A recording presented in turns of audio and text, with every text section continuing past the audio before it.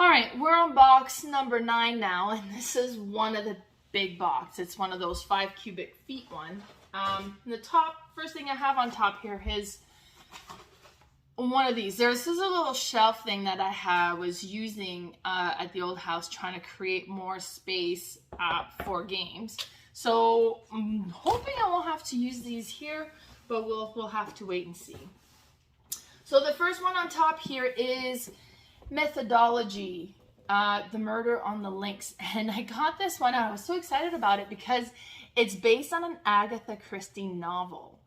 And honestly, that's pretty much all I know about it. And it's like French based. I think it's like a Hercule Poirot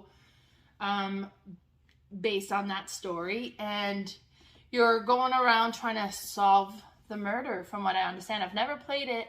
And as I said, I just like saw the theme and I was like, okay, I really like Agatha Christie, so that alone. It's a social deduction card game, so exciting. We'll have to wait and see how that one works out. The next thing I have in here is Puerto Rico. Puerto Rico, I got this game a long time ago. I was gifted this game before I got into board games. And me and my kids played it the one time, and we went one round around, and we're like, okay, no. And it was just so dry, and we had no idea what's going on. It didn't feel like a game where somebody was like new into the hobby, and it was, I didn't enjoy it at all. So years later, I've played it again, and I was like, okay, no, I can see what the point of the game is, and it is an interesting game for sure. And they are remaking this one, because I guess you're a colonist colonizing Puerto Rico, but at the expense of the current people living there. Now, when playing the game, I'm not getting the sense of that. It's just like you're collecting tiles and replacing them on, and I don't think there's any people in there at all. So it doesn't come across, but they've changed. They're doing a new version of this game that doesn't have that controversial theme to it, so which is good. You know, people were concerned about it, and then they're listening, so that's good. But yeah, so that's the version I have for Puerto Rico. I also have in here Notre Dame, which is, this one is so cool because depending on the number of player you have, you put these side, you got like the middle piece, and then you put the different piece around, and they go in there in different ways, and it creates this village, or the city of Paris. But and you just position them differently depending on the number of players that you have, and you are going around kind of collecting different things, doing different things, and it's like, you have the cards and you play the one you're going to do, and then they shift around. I've only played this one time at the Board Game Bash of Blood in Calgary, which is a board game weekend fundraiser for the blood donation, blood bank. So, and it was neat. So it's definitely one that I want to play again. And that's Notre Dame. I also have in here Machikoro. Machikoro is a game that my kids love. And when they were kind of just getting into it, we would take the red cards out because they would always go for them. And then they would get so mad at each other. And it was like, always end up in battles. So not worth it. We just took the cards out. I also have in here the Castle of Burgundy, which is a really neat tile. Like, you have your map and you're kind of collecting the tiles on the main board and you're adding them to your own board, and you're trying to connect things together. But like it was neat. I need to play this one again. Last time I played it, I want to say 2017, maybe early 2018, and I played it with my brother. I was teaching him how to play. So really got to get this one played again. So that's the Castle of Burgundy. And I also have in here, which looks like it's, yeah, the box is kind of shifted a bit, but it is Raccoon Tycoon, which is a really interesting stock game. And what's kind of interesting about it is, as you are collecting resources, you'll be collecting resources and then you'll sell them. And then when you sell the resources, it lowers the value of that resource until you kind of build it up again. So you want to try to build up the resource so it becomes nice and valuable, but you want to try and sell yours before somebody else sells theirs, because it'll lower your the value of that card for you, or that resource for you. But it's neat. And then it comes with like neat shaped wooden bits for each resources, and it's a cool, very cool game.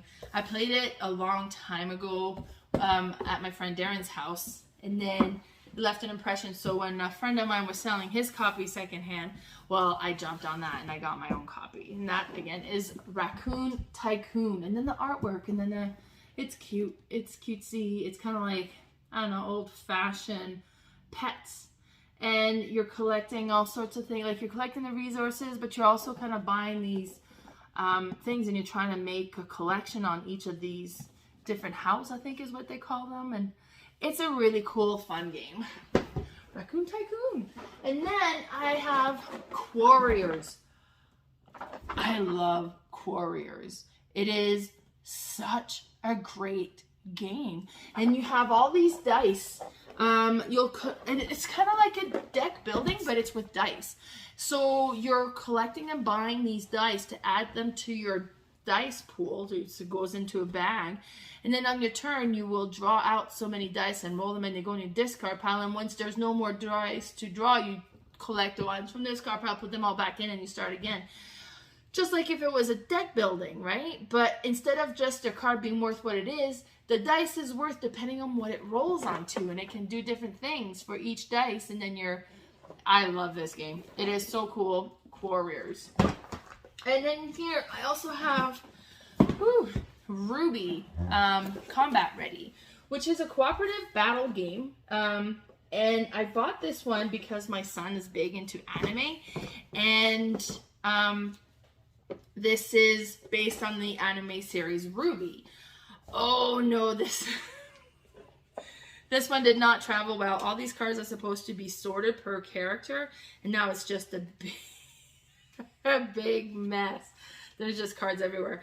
So this one's gonna need to be properly sorted. My one drawback with this game, I mean, honestly, for what it is, this game is actually really quite fun.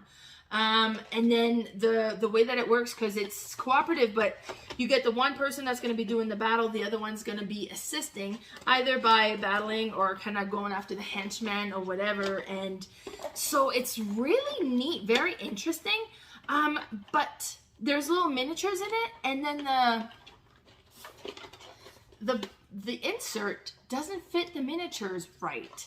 So like they get bent up a little bit, so I'm not a fan of this insert at all. And now that I'm like sorting well, I'm not even sorting, I'm just trying to fit them in so I can close the lid. Yeah, not thrilled on this insert. This is not, you get some amazing insert in there sometimes, like some games there's just such amazing inserts, and this is not one of them. This is definitely not one of them. All right, this is kind of in there. Oh, geez, their token that's shifted all over. So we will have to, at some other time, sort this properly and figure a better way. But yeah, like this one, this is a neat miniature that's in here. But it's like, it's getting bent just because it doesn't fit. Which is really, honestly, it is too bad. Or maybe I'm not putting them in the right spot. I have no idea. So not great on that side of things, but okay, let me just put this so I can go. But it's honestly the gameplay of it though, however, that is really good. Really enjoy the game Ruby. So this will need to be cleaned up a bit. So hold on, we're like not even halfway through this box here. So next one I have in here is Monsters Horrified. City Screams in Terror. I had heard great things about it. Somebody was selling a copy, so I ended up buying it, and we bought it, and it was neat. And depending on the monsters that comes out, there's different objectives you got to do in order to be able to defeat them. So we play where Dracula was out, and you had to go and destroy each of their coffin in the different areas before you could battle Dracula himself. And it's a fun one. It was cool. Then I have Mysterium, and Mysterium is like Dixit, but more spooky. It's like a spooky theme of Dixit. So there was a murder, and the ghost is trying to share with you who's a what happened and who murdered him, but he can't communicate. He can just give you visions, but these visions are not great and they're not clear. And it's an interesting game. This is another one that shifted all over the place.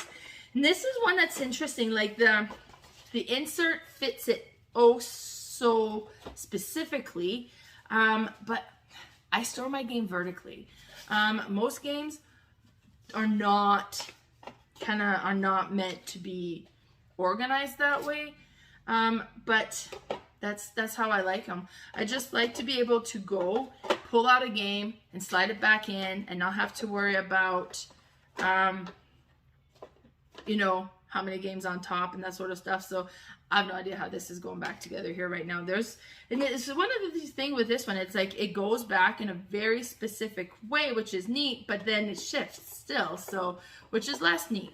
So I'm just gonna do this for now.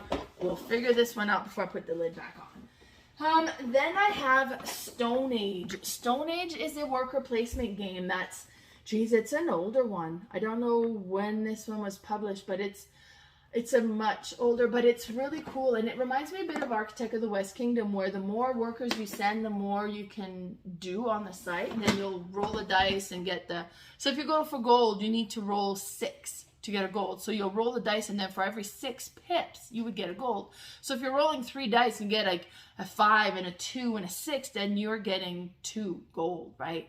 So it's interesting. I really enjoy this one. I know one time we played and we weren't playing it right when we went to the one location that kind of give out the benefits. But it's a fun one. And then there's a hut, and we send 2 workers there, and then a 3rd one comes out. So it's like, we call it the love hut. It's just a very neat worker placement game. Then I also have in here Dice Forge. And this is a dice crafting game. So you start with your starting dice, and as you go around, you can purchase different little tiles that's going to replace the different faces of your dice, making your dice a little bit more powerful. And then you roll the dice, and then you get to kind of collect on what's on both of them. So you want to try to get your dice so that they work with each other. So I always put kind of like the stuff I really want on the one side, and then I put on the dice side, oh, this has shifted as well. Why does this all do this? These did not travel well. You know what? To just have them on my shelf, that hasn't really been an issue. But I mean, they got moved. At least the faces of the dice did not, so that's good. But yeah, so you're going around collecting different face of the dice so that you can upgrade your dice, and it's just a really cool, neat game. And that's Dice Forge. Let me see if I can show you the back, so you get a little bit. Oh, I didn't put it right. So it's a cool looking game. It looks neat. Dice Forge. So now we're halfway down. So let me go see what else we have in here. Whew, like I said, this is one of the big boxes. Oh, it's pretty full. Okay, so we also have lots of stuff. Raptor. Raptor is an amazing 2-player game where one player plays as the mama raptor and her babies, and the other player plays as a scientist. Mama raptor is trying to get her babies to safety. The scientists are trying to capture the babies so they can study them. And it's reminds me a bit of Get Bit in a way, because on your turn you will put a card and you reveal it at the same time, and whoever has the highest card, whoever has the lowest card will get to do the bottom portion that's on the card, or the top portion that's on the card. So there's a special ability that you can activate. And then whoever has the highest card will take their number minus the other player's number, and then that's how many actions they can activate. And depending on which side you do, there's different actions you can do. So if I had played a 9, they played a 5, I would get 4 actions I get to activate. Such a fun game. And then I have in here Photosynthesis. And Photosynthesis is a neat abstract puzzly game where you are one type of trees and you're trying to place your tree and grow them and trying to collect, like you score on sun rays. So the more sun exposure you get, the better it is. But trees that are surrounding you will cast a shadow and could be blocking your sun. And then the sun travels and goes all the way around the board as you play. so the sun rays come from different directions. It's such a cool, clever game. It's really neat. It's gorgeous to look at. Like, once you see the board all set up, it looks really good. Photosynthesis. So what else we got? I have Sheriff of Nottingham. So in this one is you are taking turn being the sheriff, and then the rest of the players are a merchant, and you're trying to bring goods into the town of Nottingham, but some of the stuff you bring might be considered contraband. And you can't just openly bring those in, so you got to be sneaky about it. Be like, oh, I have 3 apples. And then the sheriff is going to decide whether he's going to look into your bag or not. And you can offer a bribe. Be like, oh, well, you know, if you don't look in my bag, you just let me through, I'll give you 3 gold. Or whatever it is that you end up negotiating. Now, it could be like, no. Or no, I'll check. I don't want you to bring gold. And then they check, and then actually you weren't lying at all the whole time anyways. And now they have to pay you, or they pay money or whatever. But then if you're able to sneak contraband in, then they're worth more points. And you know, and sometimes it'll be like, no, I'm not bribing you. I've got no reason to bribe you because I'm not doing anything wrong here. I'm just honest merchant trying to make a living. And be like, oh, okay, well, fine, you can go through. And then you go through, and all of a sudden you put a couple of cards face down, indicating that they were in fact contraband. And it's like, oh, you did what? You know, so it is interesting in that way. And I've played this with the kids, and it's interesting to see, like, oh, you are so good at lying? That's not good. So, but it's a really fun game. Sheriff of Nottingham. Kind of one of those games where you discover a lot about people. So, yeah. And it's a neat looking game. And it's a fun one. I also have in here Arcane Academy.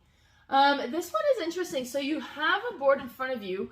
You are students in a wizard school, and you gotta do the homework, but you're collecting tiles and you're adding them to your board. And then if you're activating one tile, and it'll create some links in connection, and that would activate those other things. But those can still be activated later because they haven't been spent per se.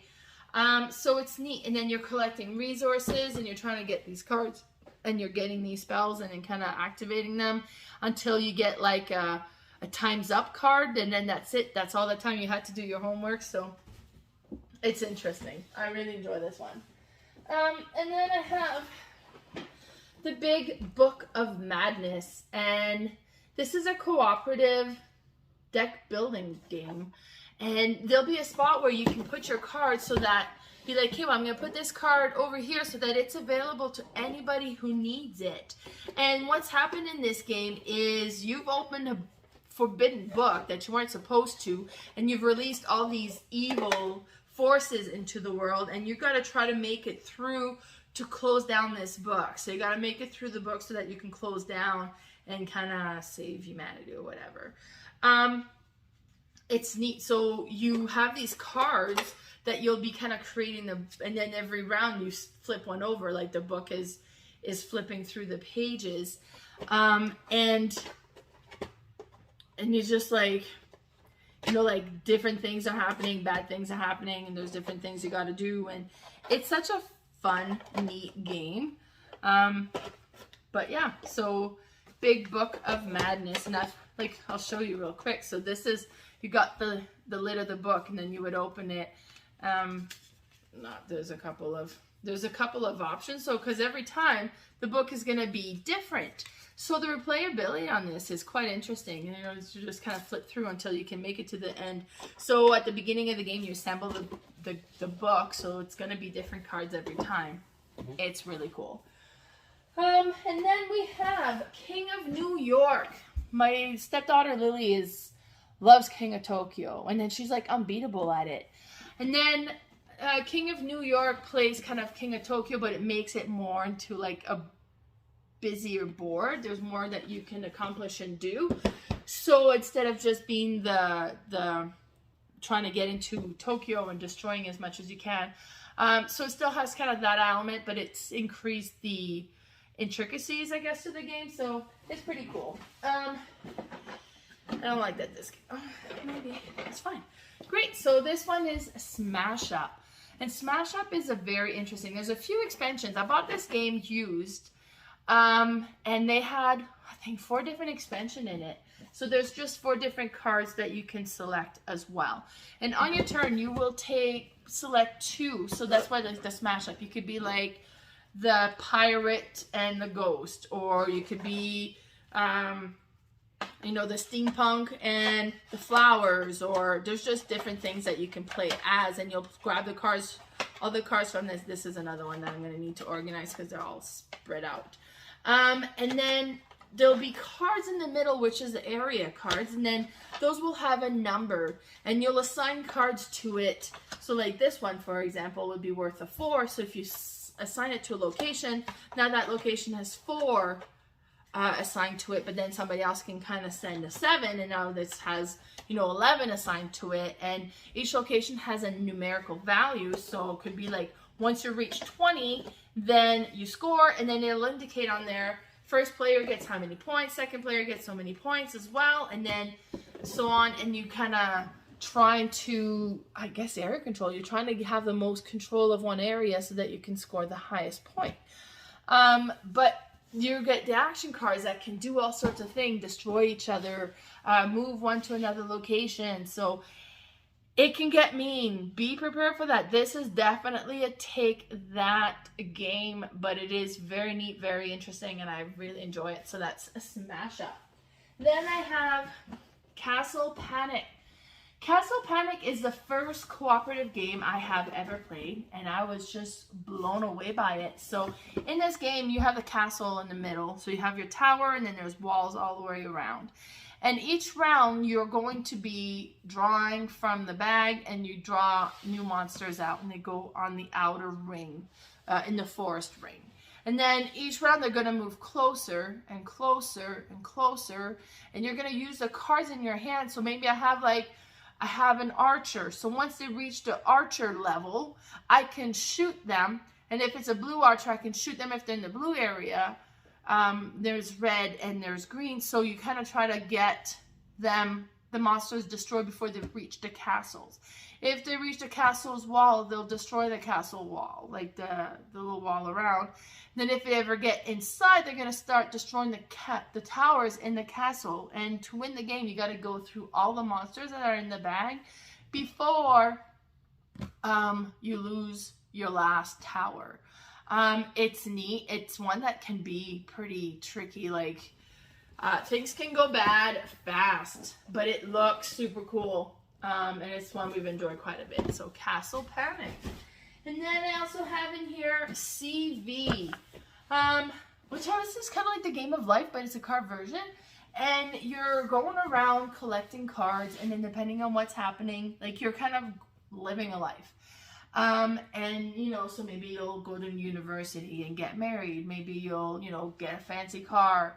You know, maybe you'll kind of get this new job. So they'll give you different resources that you can spend on other cards and then score the total at the end. It's a neat game. I really enjoyed this one. And then I have Anomia, the party edition. So, and it just has more cards that you can play. So with Anomias, you'll have cards that you put in front of you that has a category of some sort and a symbol.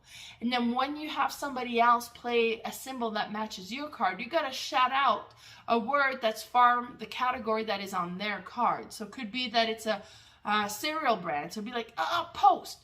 Or, you know, and it never comes out that fast. First, you're going to like, oh my God.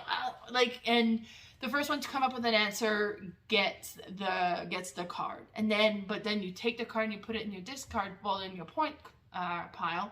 And then it could create a new connection. And then you're like, oh, you too. And it's like, and you know, so it is fun. Like, I've played this and we've laughed so hard. It was so cool.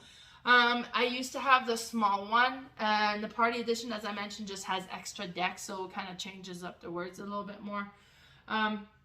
So yeah, it's a neat one that I enjoy to bring out when we've got like a slightly larger group of people, or just, you know, you want a funny game to play. So Anomia. And then that's it for my box number, what are we, box number 9, box number 8?